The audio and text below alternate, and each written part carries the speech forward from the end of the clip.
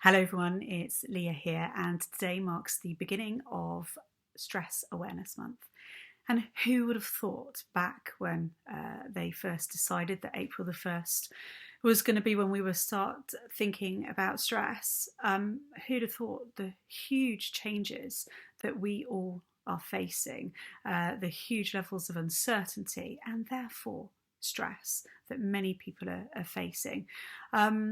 So actually having an awareness of what stress is, what effects it could be happening, being able to recognise it, and perhaps most importantly, knowing what to do to minimise stress and to offset any stress that's happening is really, really important right now, more important than perhaps ever it's been before.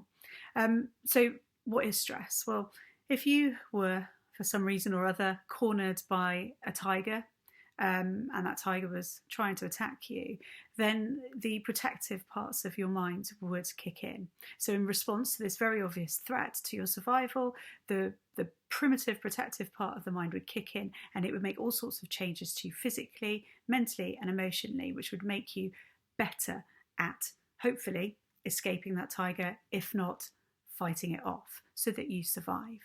And that's a really helpful thing, but it's very short term. And we can think of these protective systems, the stress systems of our brain, as emergency systems, really. They're not meant to be triggered all the time. They're not meant to be going off all the time.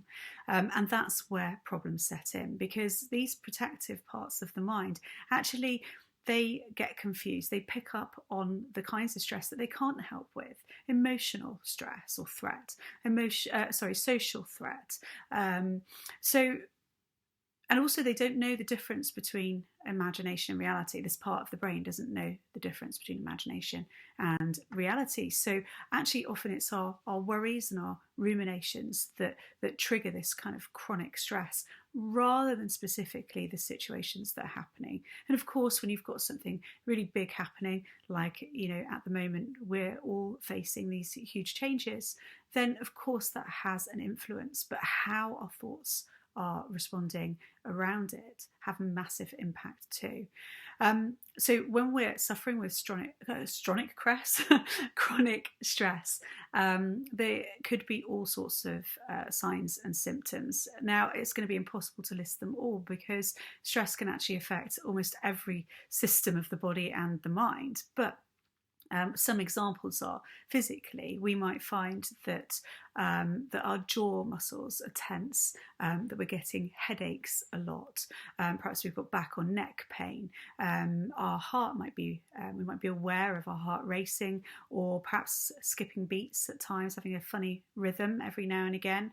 Chest pain, or a feeling of something sat on our chest, which again at the moment actually can be a trigger of further anxiety, because we know it to be one of the symptoms of COVID-19 as well. What else? Let me think. Insomnia, difficulty getting off to sleep.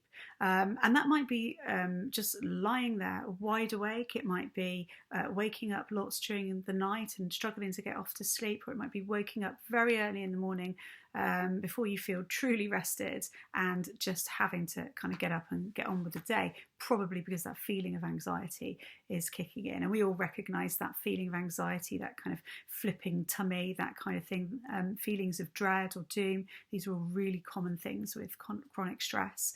You might find that your mind's racing, that you can't settle down and kind of focus onto something because your thoughts are all over the place. What else? Feeling overwhelmed, feeling a need to try and take control of everything, or just feeling like you've completely lost control. Trouble with decision making, being more impulsive, just not caring about everything, kind of ignoring everything and kind of burying into your own little cocoon.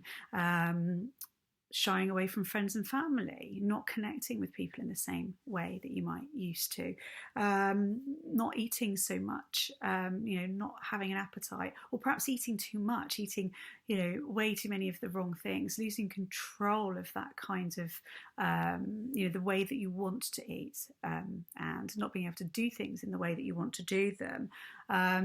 Excessive use of things like alcohol, drugs, or cigarettes, angry outbursts, mood swings. I think you get the point. It's probably too many, actually. So there's so many ways that stress can affect us. So what I'm going to do over the coming days and weeks is I'm going to pop on with a few different videos with different ways to start either offsetting that stress or reducing stress for yourself. So look out for them, and keep yourself safe, and I hope to speak to you soon. Take care. Bye.